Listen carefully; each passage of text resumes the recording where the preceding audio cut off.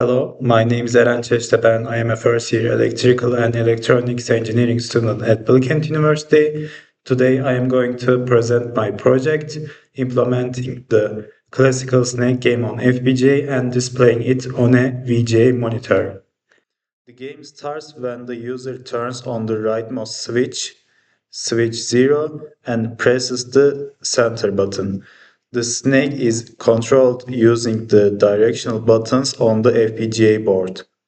Each time the snake eats an apple, the score increases by 1, and it is shown on both the VGA screen and the 7-segment display.